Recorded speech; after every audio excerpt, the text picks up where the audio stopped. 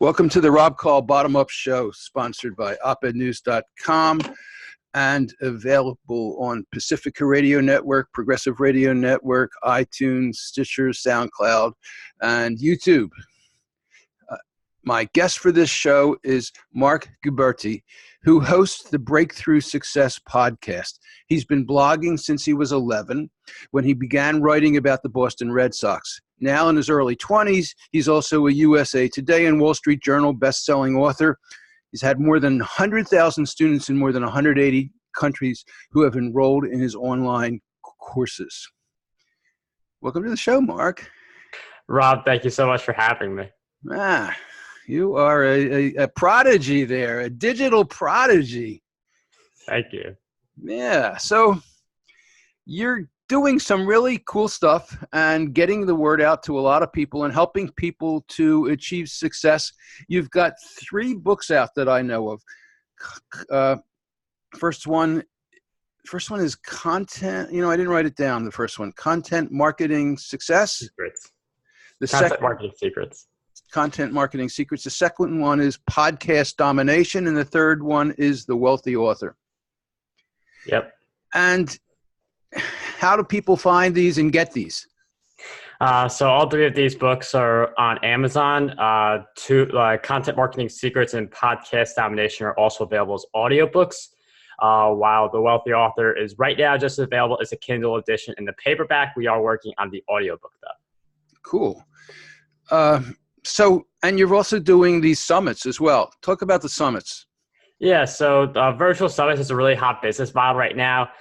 Basically, it's sort of like a big podcast where you interview a bunch of people, and then all those people promote the summit, and you're able to grow your email list with that model. So it's a way for anyone, even if you have no audience, no credibility whatsoever, to instantly get a boost in your audience and authority by association, because if you organize a summit, you get big players on that summit. That's more authority for you. So I really love the virtual summit model, and it can really work for anyone.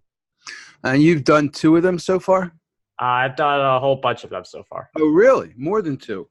So what are some of the ones that you've done? I know about the content marketing one and the wealthy author one. What other ones have you done?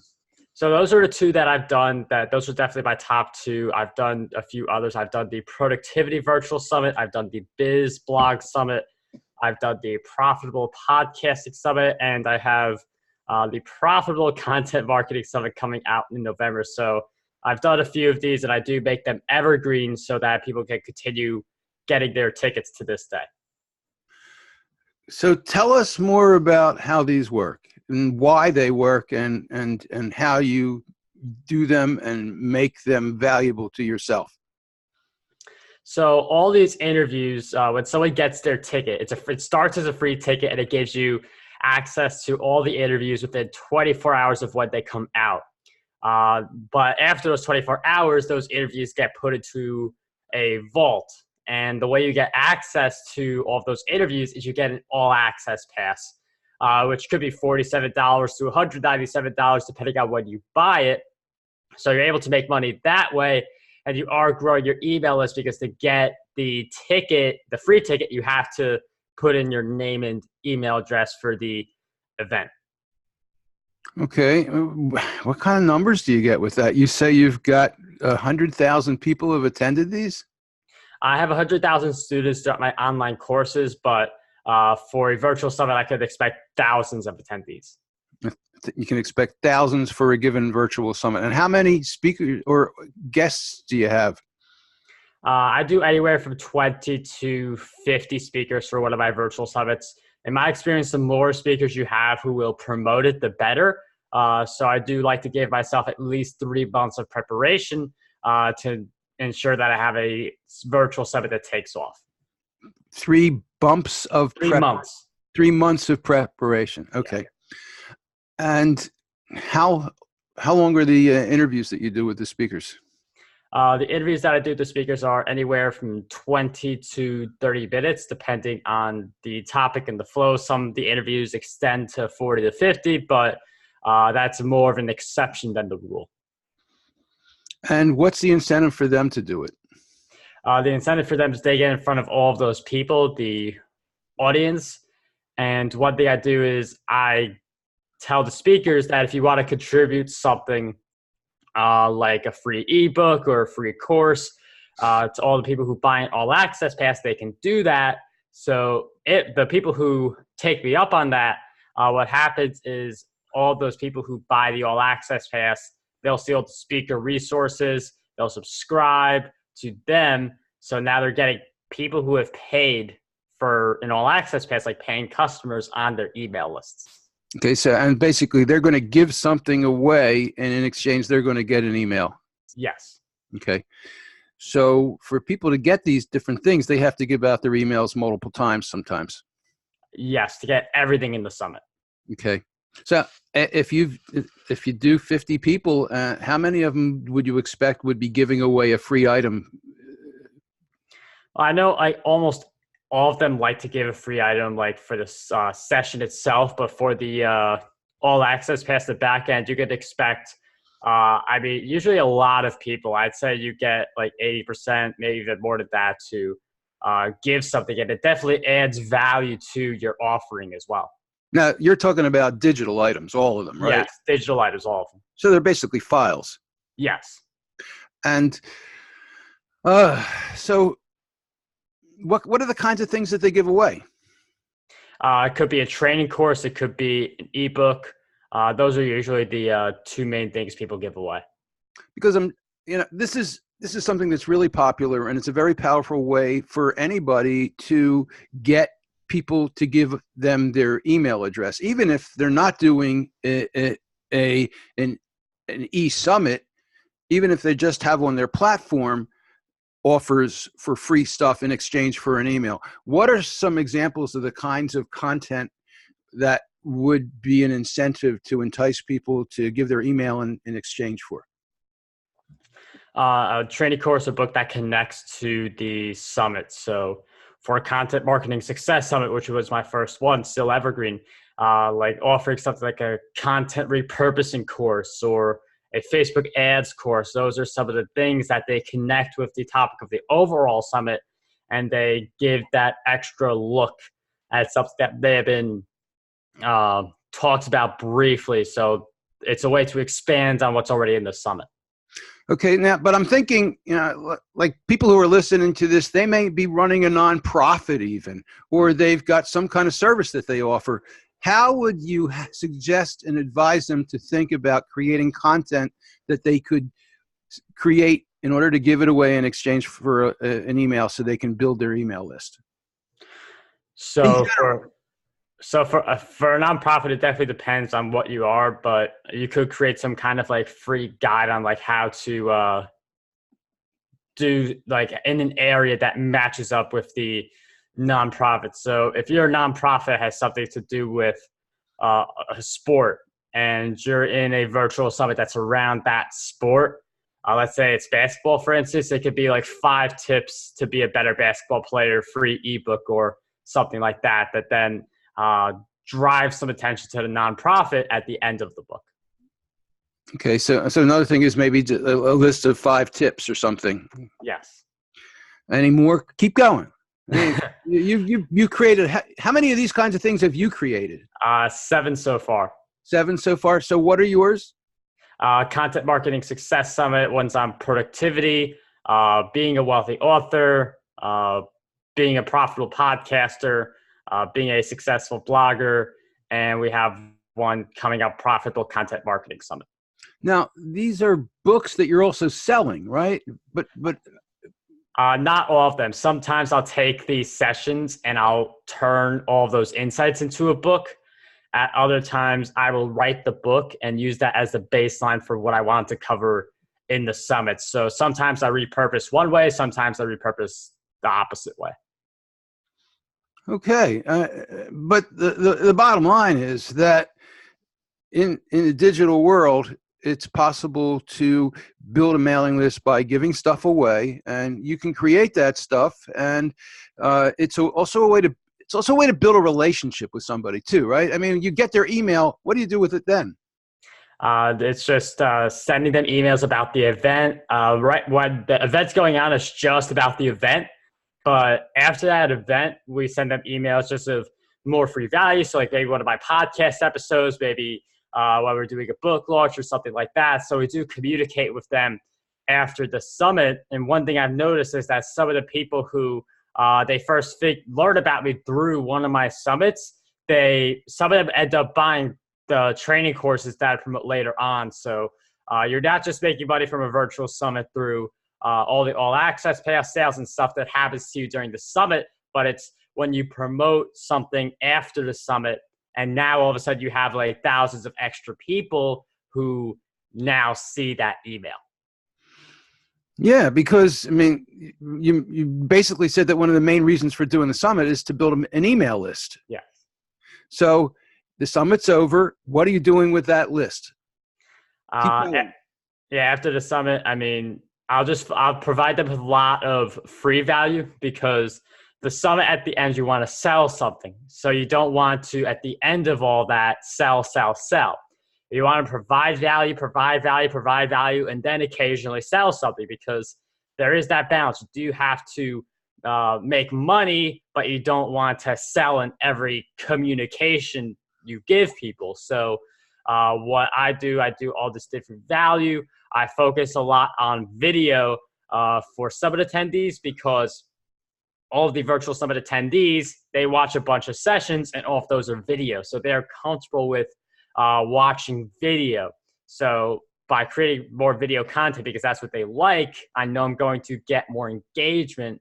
And then I slip in some podcasts and blog posts later on, and then eventually I sell a training course, or I sell my podcast or public speaking coaching or something like that to get the ball rolling and allow me to make more income. Sounds good. So you get big names. You've had some pretty big names. Were they, now I saw a list of some of your names. Were they for your interview program, or were they for these summits? Some of them, it's a mix. Some of them, they've been for my podcast, like Seth Godin. He was a guest on the podcast. There are other people who they've only been on the virtual summits, but not on the podcast yet. So Tom Ziegler, he was on the Productivity Virtual Summit. So it's a mix with who's been on the podcast, who's been on the summit, and some people being on multiple. So, yes, Seth Godin, he's huge. He's a rock star in this world. How did you get him? I actually knew Seth like well before I asked him. And I feel like a lot of people, they just, the first touch point is asking people for something. So it's like, hey, can you be on my show or something like that? While instead, like with Seth, like I created a lot of content on Squidoo, which was his site at the time. I met him in person at one of his events and got to talk with him for a bit. And then years later, that's when I asked him to be on the show. And there's a developing relationship here. So there are some people who they'd be happy to come on your summit or come on your podcast because they know it's going to be a bigger audience. But for someone like Seth Godin, who he's getting a ton of different opportunities each day, you have to really build the relationship with them. So you're not just another podcast or another virtual summit host reaching out. You're, I know this person, when they see your name in their inbox. That takes a lot more work and time investment to make it happen. Definitely. It's worth it, though. Absolutely. So you give tips on that, too. You give tips on how to get guests in your book on podcasts. What are some of the tips you have on how to get guests? My first tip is to just find where they are. So I recommend, if there's a podcast similar to your space, and there most likely is, look to see who has been guesting on those shows in the past. It's ideal to get people who have guested on other podcasts because they have a mic, they have all this tech set up to give you good audio, and they know how an interview flows. If that's not you, which is very rare, but some niches are like that, you can then look for blogs and see who's contributing to those blogs. So I go on a blog pro blogger sometimes and see who's contributing to that blog, and then reach out to individuals saying, hey, do you want to be on my show? Because sometimes that's a really good thing to get someone who's never been on the podcast, because for someone like Seth Godin, like a lot of while he is certainly a big name and hard to get now, there are still a lot of people who have had him on his show. And that's why he's one of those guys who a lot of people want on his show. So if you keep interviewing the same people everyone has interviewed, that's also a problem. So I recommend that mix of finding other podcasts in your niche, interviewing those people, but then going to like some guest blog, seeing who's contributing there, and then reaching out to some of those individuals. What about authors? Oh, yeah. Authors really big. And if you want to interview a big author, look for one of their books on pre-order. Because when they're in pre-order mode, they are in promotion mode. And people who you normally did not have any access to, they would be happy to come on your show when their book is on pre-order and they're looking to get more sales. What I do is I've been doing this for 11 years now, and so I'm on a lot of publishers' lists, and they send me books ahead of time, or they'll send me notifications. But I'll do like you're saying, look for pre-order books and look at the catalogs of the publishers, and then I'll contact the publishers and I'll ask the publishers to help me get the interview. And a lot of times that makes a big difference. Sometimes it doesn't, but and there are some big stars and people who've been around a long time who are not as easy to get, but publishers can, and the people on the staff of the publishers, the publicists can make a big difference as well, of course. So you got so much material to cover here. So let's talk about your approach to content. Okay, what are some of the things that you find that people don't know or misunderstand the most about content? I think when it comes to content, the thing most people don't understand about it is the money point. Like, how do we make money from this? So the way most people think about it is I'll create some content, then I'll share it with people, and then either somehow this thing makes money, or then I get enough people and then I promote something that like a offer. So I think most people, that's the way a lot of people see it on the surface, but the people making money with content have a reverse engineer approach. So instead of thinking create, then promote, then make money later, it's get clear on how you want to make money. So for me, it's podcasts and public speaking coaching. It's different training courses I have and virtual summits and books. So those are some of the ways that I make money. And now that I know those different offers I have, that inspires the content I create. So it's not like I just throw a dart. If it hits a certain topic, that's the topic I write about for the day. If I come out with a profitable content marketing summit, when that summit gets closer, all of the content I create is going to be around content marketing. So I create content that kind of leads into the offer I'm about to provide or the product I'm about to launch. So that's part of being intentional with the type of content you create. And then when it comes to the marketing, knowing how you're going to market each piece of content before you publish. So one of the things people do is they publish and then they just figure out how to market it. Okay, I'll tweet this now. I'll put it on Facebook. And then you forget a few things because you're doing it in the moment. But if you have a written down marketing plan for, I have to do ABC, when I create a new piece of content for it to get more exposure, and you follow that plan, that's how you get the traffic. And with the optimized topics and you insert an offer in your content, that's where the money comes from. So give an example. If somebody wants to take this approach, they have some expertise in something, how would they plan it and execute it? Sure. So I'll use my podcast coaching as an example. I do free 20-minute strategy calls. That's how I talk with people, see if we're a good fit. So I figured out the offer, what I want to focus on. Before I create content, I decide I want to tweet it out 3 times in one day. I want to put it in my Facebook group, and I want to put it on Pinterest. So that's your Facebook group. My Facebook group is Breakthrough Success. Okay. So I would put it in there. Okay. Keep going. So you got your social media part of it. So I got my social media. I know how I'm going to promote the content before I create it. I know that the thing I want to focus on are strategy calls for my podcast coaching. So Then I say, okay, I need to create a ton of content about podcasting now. So what are some questions people would have? How to launch your podcast in 2019 or 2020 or 2021, depending on what the year is.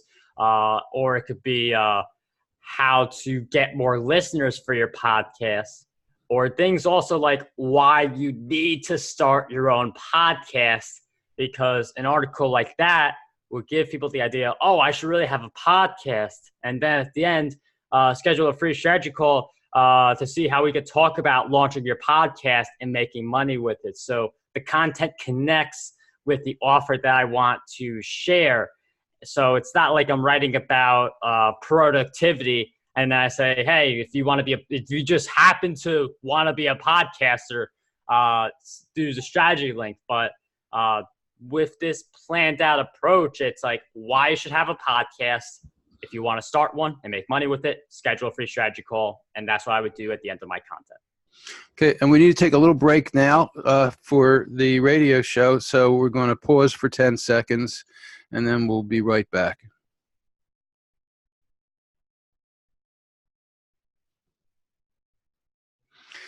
My guest for this show is Marc Guberti. He's the host of Breakthrough Success Podcast, and he's an author of multiple books, Content Marketing Success, Podcast Domination, The Wealthy Author, and more. And he runs summit meetings as well. And we've been talking about some of the strategies that he offers to people for digital content and podcasting.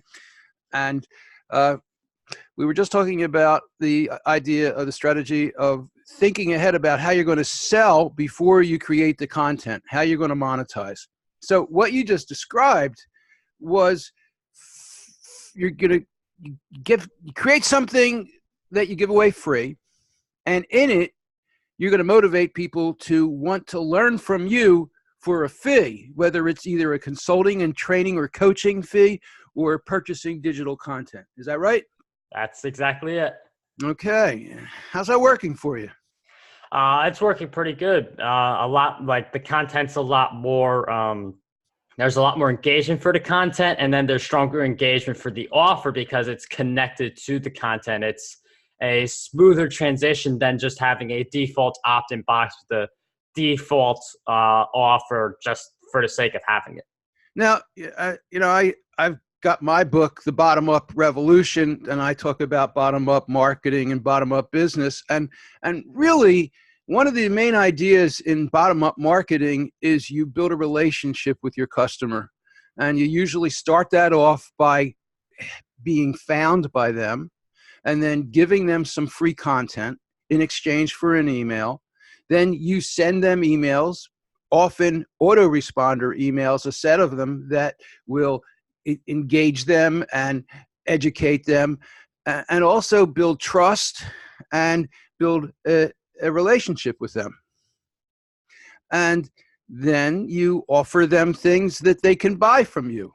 And at that point, they've established a relationship with you.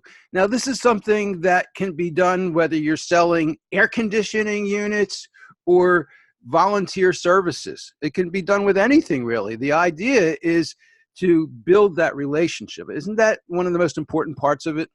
Yeah, I mean, relationships are vital. And if you're not building new relationships each day, then you're really missing out on expanding your business so much further. Do you have any tech, any apps or any software or websites that you work with and use to do these things? LinkedIn is my main one for building relationships. I do put out content on Twitter, Facebook, YouTube, all those social networks, and I do reply to comments and stuff like that. But when it comes to just finding relationships, LinkedIn is the number one because you can find people by location. So I'm planning for an event I'm doing in San Diego on the September 20th. So I am finding people on LinkedIn who live in San Diego, who are public speakers, because that's what my event's about. So that's the kind of search you can do on LinkedIn to find very specific people in very specific locations. And that allows you to build relationships for if you want to do events in different places, or even if you're just looking for new customers. Like, think about what the customer avatar is for you and put that in the search on LinkedIn and start building relationships with those people. It's also a way to find guests if you've got a podcast as well. Yeah, definitely. Or on the other side, if you're looking to find people who will have you on as a guest, it's a way to search as well. So you're doing an actual analog conference, eh? Yeah, I'm doing the, I like to do a bunch of like when I'm already know I'm going to be out of state for something, like for someone else's event, I decide to organize my own event because might as well use the time as productively as possible somewhere else. So what's the one in San Diego? I'm going to San Diego for the New Media Summit, but I'm doing the Profitable Speaking Biz Mastery, which is going to be a 2-hour event on how to like get gigs, sell on the stage, and other stuff like that. Really? And you're charging admission for that? Yes, I am. I'm testing that out. Like this is only my second out-of-state event, so it's just $17. Like that's what I'm doing, but I'm gonna raise that price up for future events as I see that I'm able to sell out with no problem. So you are going to have other speakers as you and other speakers are going to be speaking at the event, right? Not that one, but maybe future ones. That one is just you? That one's just me.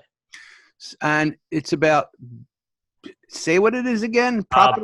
Public speaking. So like the business side of it. Tell us a little bit about it. Give us some ideas. Sure. So one of the big catch-22s of public speaking is that to get on stages, you need more gigs. But when you submit applications and stuff like that, people ask you for video clips of you doing public speaking. So it's a struggle people have, and that's why getting off the ground as a public speaker is so hard. So there are a few different ways to set yourself up and get the gigs. You get them on your own, doing events like what I'm doing. There's other options where you can pay to be on the stage and then sell at the end and hopefully make a profit. Like we'll talk about how to sell on the stage. So it's about getting those initial gigs. How do we sell on the stage by building up to it, similar to how we had making money first and then creating content around that offer, a similar idea.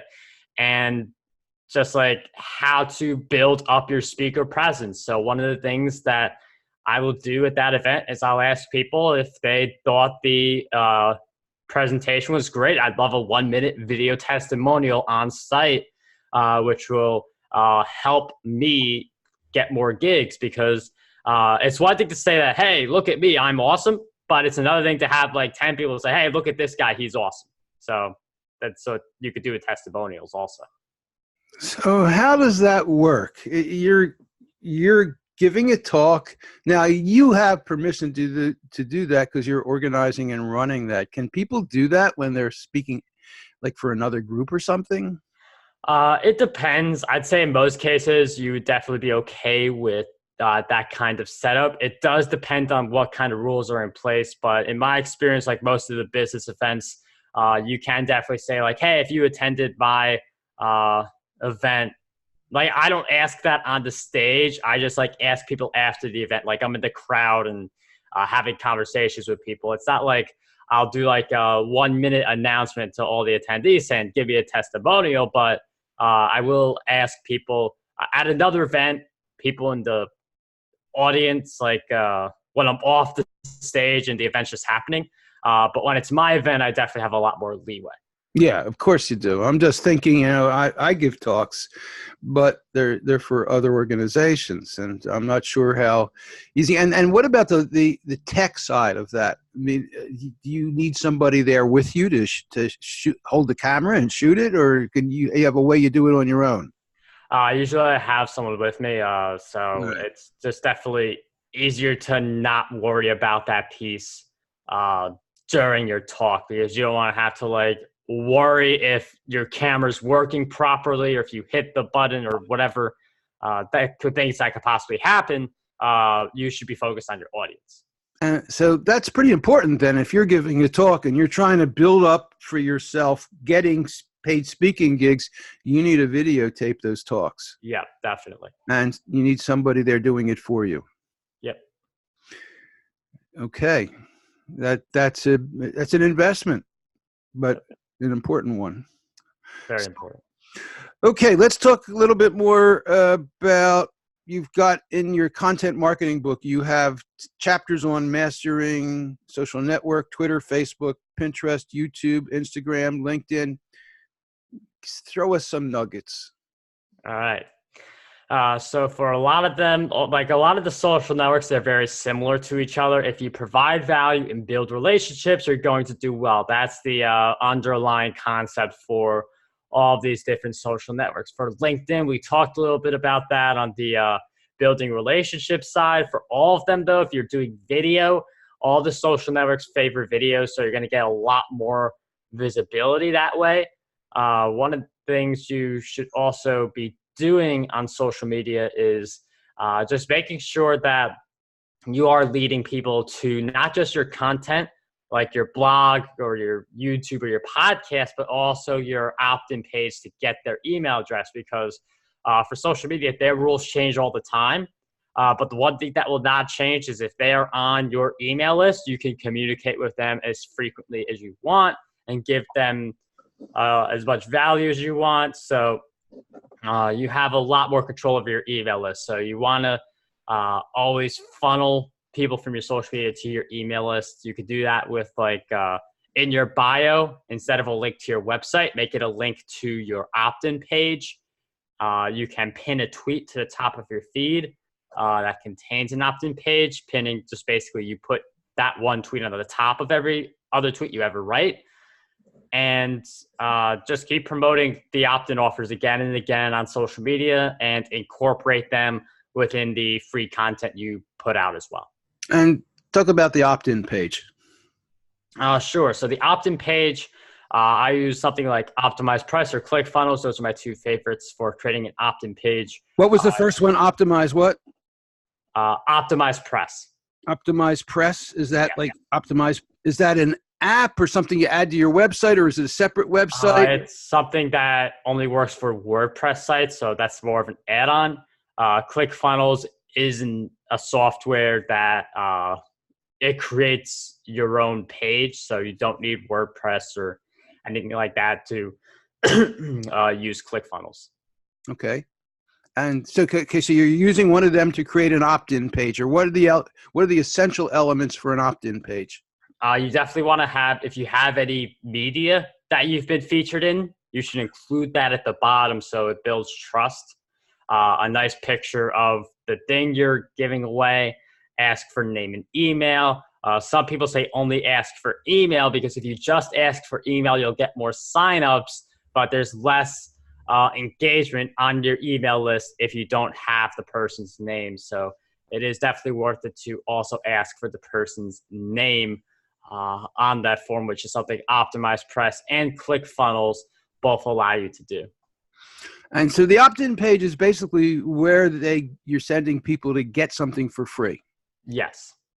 And so generally that's going to be something that is a file on your website that they can either download, or where they're going to sign up, and then they how's that work? Give the details of how that works. Sure. So the opt-in page, when someone subscribes, they get it's either a PDF of like some ebook report or just 5 tips, or it can be a mini training course where it's a bunch of videos put together to basically give them that free gift and lead into the thing that you want to sell at the end of that. Okay, and so generally the opt-in page, they're going to give their email, and then they're going to get sent an email where they have a link to download the PDF or to go to the videos, right? That's it. So it's required to give the email in order to get the goods. Yes. Anything else? I mean, some opt-in pages are really long. Right. People have different ideas for what a best opt-in page is. And if you do some testing, like you just look at data and you say 100 people visited this version, 2 people signed up, 100 people visited that version, 10 people signed up, you want to focus more on what works. So for some people, a longer version works. For me, I recommend keeping it short and making your like put in your name and email, that part very visible, and put it like at the top of your site so people don't have to scroll to find it. Or maybe have it a couple places within it, the same link. Yeah. Okay. Any last details about opt-in pages? I'd say that encompasses the main details. I would just also pay attention to other people's opt-in pages, see what they're doing that seems to work for them, and then try that with your opt-in page and see how it does for you. Okay. So I'm looking at the chapters of your books here, and let's talk about mastering Instagram. That is one that I have not done very well at, really. I try it, but I don't get very far with it. What are the tricks to Instagram? Instagram is owned by Facebook, and it's become hugely popular, especially with the using it with influencers. So how do you do things there to make it work for you? So first, the different things you post, you could post like quote pictures or things like that. What really works well is like a mix of like business stuff, but also more personal stuff. That works really well for me because I'll do business stuff. It'll get some likes, and I do something personal, like a picture at Fenway Park when I was there, and that will get a lot more likes. So you want to mix personal with professional on Instagram.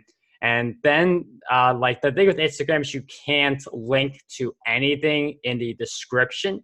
The only links you can have are in your bio. So if you want to tell people about a podcast episode, you would have the link to your podcast in your bio, and you would put something up about your latest podcast episode, and they then say something like, click the link in my bio to listen to the episode.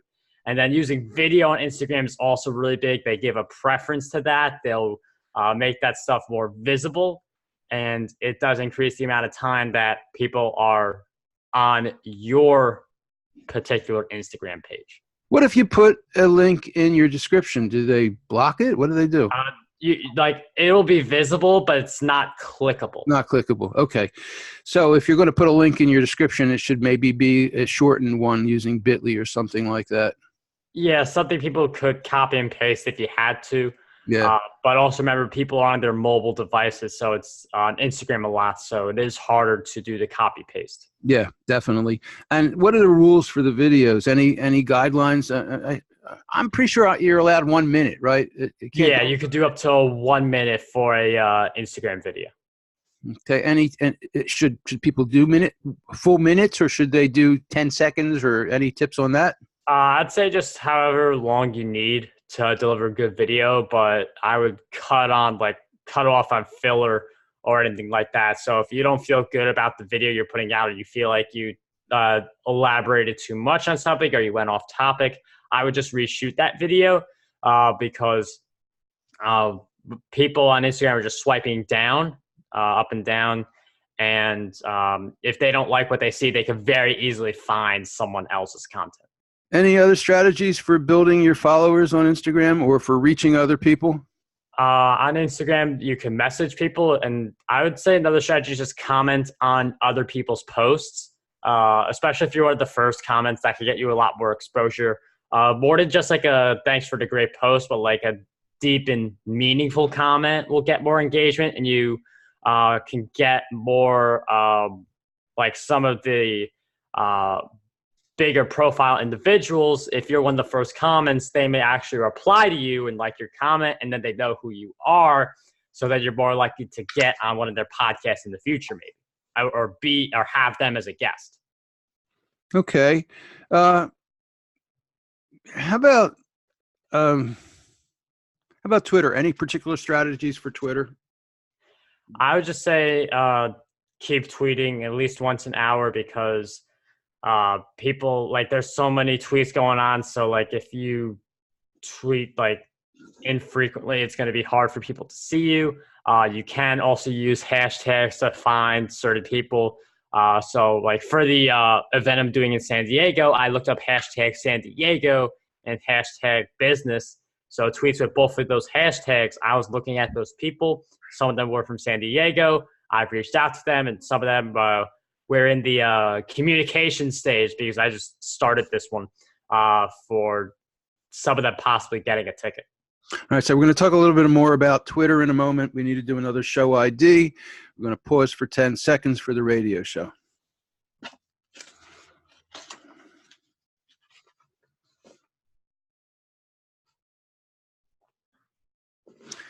And my guest for this show is Marc Guberti, who's the host of Breakthrough Success Podcast and the author of a whole bunch of books, primarily on digital marketing and podcasting and content management and authoring.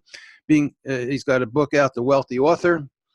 So I wanted to get a little bit further into Twitter. Now, tweeting every hour, it's an awful lot of time. Do you use any tools like TweetDeck or Hootsuite or anything like that to maximize your efficacy with that? I use Hootsuite to schedule the tweets that come up on my profile. I actually have a bunch of evergreen tweets that I send out, and I bulk upload them. So in a few minutes, I get 3 days of tweets scheduled because I just have a CSV file that has 72 tweets in it, one for each hour.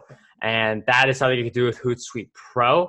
And it just saves a lot of time because in my space, like a lot of the content we create is evergreen. Like content I've created in 2015 is still applicable today because it's about digital marketing. Some of the stuff has changed, but a lot of the main principles haven't. So I take some of my top content, put them in that evergreen cycle, and then just make sure to occasionally update it.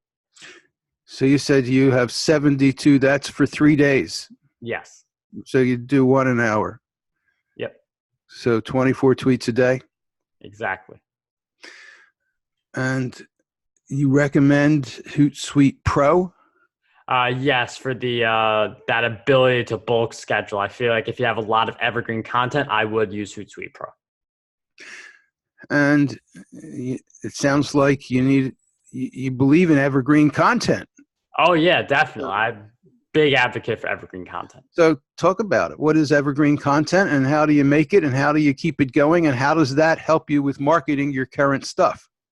So evergreen content is the kind of content that it will not get old anytime soon. So like a podcast strategy piece, that's not going to get old until podcasting dies. And the chances of podcasting dying are very small. So that's going to be something I could keep on sharing.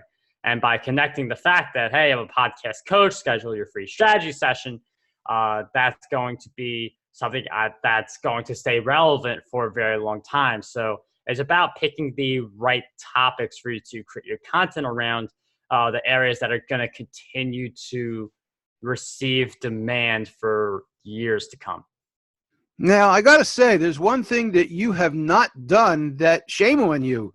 You haven't given an email yet. Well, I don't usually do email, but you haven't given a website. What's your website? How do people find you? My website is marcguberti.com. The strategy is marcguberti.com/strategy to schedule that. That is Marc with a C. I know a lot of people like to slap a K on there, but it is Marc with a C. And my summit, Content Marketing Success Summit.com. 70 speakers. It's evergreen. And we welcome new speakers on there on occasion. So it could be even more depending on when you visit the site. And so that's MarcGuberti.com. Yeah. Check it out. Marc's got a lot of great content there. Some of it's free, as long as you give your email address. So let's keep going, looking at some of these other ideas. Talk about funnels. You mentioned funnels. What is a funnel and how does it work? So the opt-in page we talked about earlier, that's a start because you got to get someone's email address. And then when someone is subscribed, they gave an email address. A funnel is all the emails people get after that. So if you've ever been in some kind of autoresponder where you receive an email a day later, 2 days later, 3 days later, that's all part of a funnel. So the way you want to design a funnel is to provide free content, but theme it around the offer you want to promote. So one of the things I do for the Content Marketing Success Summit is people subscribe, they get their free ticket. Day one speakers, this is all the sessions you get. If you like this, get the all access pass. Day 2, all of the sessions. PS, same thing. Day 3 and day 4, also the same thing. And then I believe 2 days later, I'm telling people about my content marketing class, which is my main content marketing course. So you provide people with all this value, and then you lead into something. And the way you do that, the way you structure all those emails, that's what a funnel is. And okay, so a funnel is basically getting somebody to connect with you and then continuing to communicate with them to build a relationship, build trust, and keep them interested, and eventually buying something. Yep, that's exactly what it is. Yeah, and you said that you use ClickFunnels. Is that a website, or what is that? Yeah, ClickFunnels is a website, and I also use Optimize Press. So Optimize Press. Those are your two different options. Okay, so let's go to Wealthy Author. You've got a book, The Wealthy Author, and there are so many people writing books now. What is the advice that you give that surprises people the most, that they didn't think about and didn't know? Well, the big advice I give that surprises people is for making money with the book. It's never just about the book royalties. People think that when they make sales with their book, like someone buys their book, they get their $2 or whatever, that's all there is to making money with the book.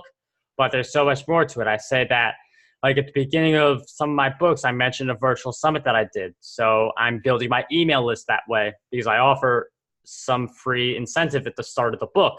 In other cases, it could be me promoting like ClickFunnels, something that I really like, and use an affiliate link to promote it.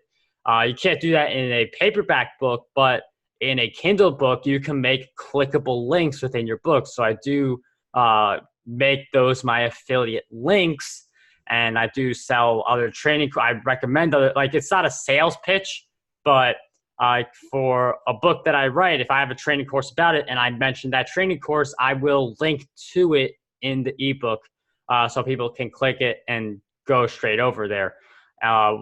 While in a physical book, like maybe I'll just give the link. It's a little different that way. But that's just some of the ways that you can make money with a book beyond the royalties and also public speaking. Yeah, and you're giving a talk and you have the books in the back of the room after the talk is another angle as well. And let's see, you are talking about your book is the beginning of the funnel. What is that about? So a lot of people, when they think about book sales, they think that's the end. Like I got them to get the product, like I did it. But with a book, you're taking people on a journey, and the relationship between you and someone else is very different from before you read that book to after that book, because a lot of my books are around 100 pages. There are some books that are 200 pages. And if you're flipping through all those pages with someone, that means you are really building that know, like, and trust factor. So with all that know, like, and trust built, you can promote stuff at the end of your book. So at the end of my books, I have a few pages where I promote some of the different services. I tell people that they can schedule that free strategy call. I mentioned that in my book at the end, and I also sprinkle it throughout the book. Like I tell people like, hey, I'm a coach, like kind of like during our conversation, I've been hinting at, I'm a podcast coach. Like I don't hide that. And I tell people, and then if they're interested, they have the option to reach out. And I tell them that in the book. Okay. So how would you advise somebody to do that with their book? So let's say you have a book on, we'll say YouTube, and you're a YouTube coach. One thing you could do is, as you are talking about the topic, you could say something like, one of my clients got this result. So when you say one of my clients, like people get you're a coach, like that's what that means. And then you can say one of the things, like another thing you can say is, one of the biggest mistakes I see people make as a YouTube coach. So you hint at the fact that you're a coach. And then at the end of the book, you could say like, hey, you want to schedule a free strategy call with me or something like that. Or if you want to say, I go into a lot more detail on a specific topic. So like, let's say like we're talking about getting people to watch your videos. I talk about more on how to get more minutes watched on YouTube in my YouTube like watch minute accelerated course, something I just made up on the fly. So that's not something I have yet, but you would make that inference in the book, have that set up as a link in the ebook, and then maybe in parentheses what that link is for the paperback. Okay, so you mentioned that you're doing podcast coaching. How do people sign up for the free session? marcguberti.com/strategy. Okay. Then they'll be able to pick a time that best works for them. Okay. And they get 20 minutes basically? Yes, it's a free 20-minute session, and then we figure out if you want to do the coaching with me. The way I charge, just so I like being upfront with this kind of stuff, $300 a month for 2 30-minute calls. And our focus of the calls depends on where you are. Some people, they come to me, they haven't launched a podcast at all. We focus on that. Other people, they have a podcast, they want more listeners. So then for those people, we focus more on like getting listeners. And how do people get more listeners for a podcast? There are certainly a few different ways. Having guests on your show is my favorite, because then you can reach out to them and say, hey, the episode is live. Please share it out with your audience.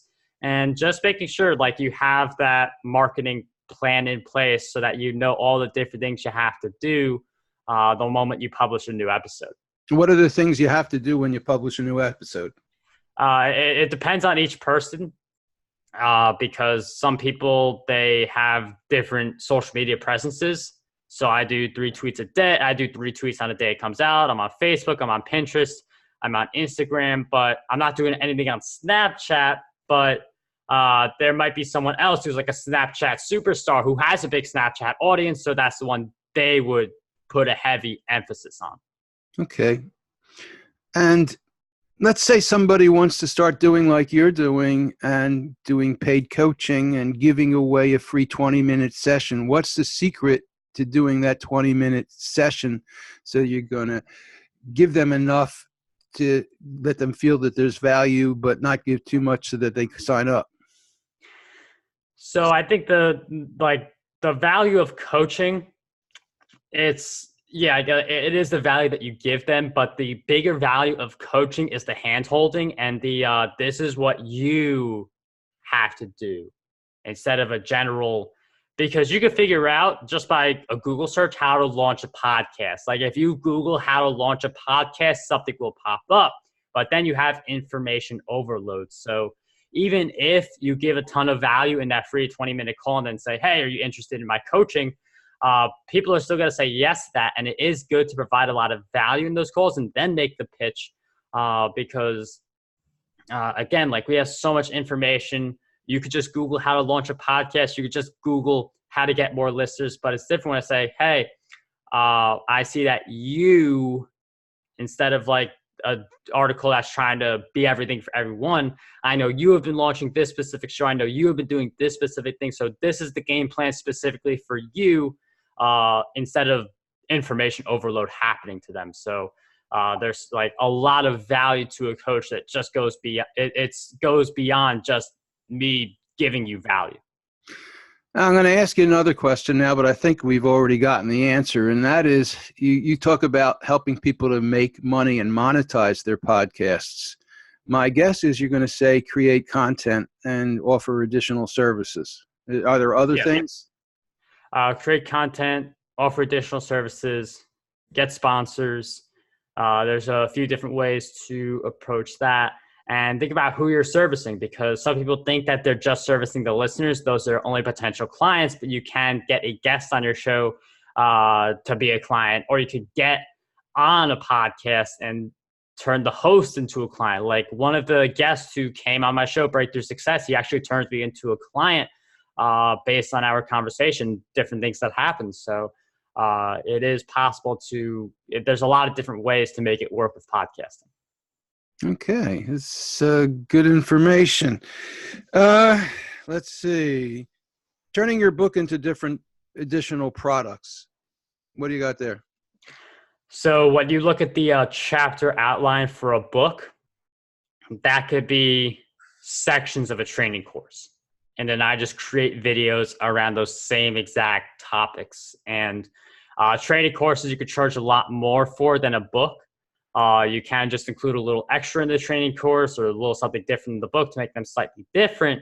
But the idea for repurposing is that a lot of the content in a training course is very similar to a lot of the content in a book. And you could even see this for like $15 books and like $2,000 training courses created by the same person. It's not that common to, if you just have the book, has a lot of the same information in it. So how often do you get people requesting that you do a free session with them? It varies week by week. Right now I have a bunch of people on my calendar, which is definitely something that you want as a coach. But it just definitely depends on how much I go out and promote, because a lot of the things I do, it's like based on having people on my podcasts. So part of it's based on how many people I interview in a given week. A lot of it's also LinkedIn, how many people I'm messaging. So typically the more work that I do, the more people I get. And then there is that nice benefit of having the email list, telling them about my strategy calls. And then some people just come to me that way, be doing a lot less work to get them. Okay. And you have a section under the podcast Domination book on collaborating with your audience. What's that about? So one of the things people forget about is getting their listeners involved. And one of the ways that you can there's a few different ways to get your listeners involved. You can do a Facebook group, My Breakthrough Success group. We talked a little bit about that, but you could also just get them to contribute to an episode. So you could have them, you could say, hey, do you have a question for me? Ask me that question and I'll take some of your questions and turn them into an episode. Or what's a one tip you have for podcasting? Share that tip with us. We'll mash all those tips together and turn it into one big episode. So by getting your listeners more involved that way, they're more enticed to share the episodes they're involved in, but also listen to more of your other episodes. Subscribe if they're not subscribed already, and leave a review if they haven't done that already. Okay. You haven't mentioned affiliate. You said the word affiliate, but talk a little bit about affiliate marketing and then we'll wrap. Sure. So affiliate marketing is you promote someone else's product, you make a commission, and you can, anytime you make a recommendation like ClickFunnels, if I make a recommendation of ClickFunnels in like a blog post or a book, it's an affiliate link, because for something I'd recommend anyway, people click that link, they buy it, I get, in ClickFunnels case, recurring commission for each person who joins through that link. So even if you have no product or no service yet, you do have all these different products around you that have affiliate programs in place to help you make money, even if you are just starting out and have no product or offer or anything like that. And where do you get these links for the affiliate programs? You get them from the people you're working with? Are there affiliate websites? Yeah, if you do like affiliate program, if you Google, you like a tool, you like ClickFunnels, you do like ClickFunnels affiliate program, Google it. Or you like Optimize Press affiliate program, or ThriveCart affiliate program, or all these like insert tool or thing you like, and then affiliate program. And if you can't find your thing, Amazon has its affiliate program, which has virtually everything on the planet in that store. So you should be able to find something with an Amazon affiliate account. All right. We're at the end of the show. Anything you want to finish up with? I would just say that there's a lot of different things to do, a lot of different parts of the content strategy. Podcasting could be a big one. So if you are interested, that strategy link is markguberti.com/strategy. But get clear on what you have to do now and what you should be doing, because there's a lot of shiny objects out there. It's key to just like hone in on what you believe could work best for you. Okay. And thank you so much, Marc. My guest for the show has been Marc Guberti, who hosts Breakthrough Success Podcast, and he's the author of multiple books, and including Content Marketing. What's the last word? Secrets. Secrets, and The Wealthy Author, and Podcast Domination. Thanks for being on the show, Marc. My pleasure. Thanks for having me. All right.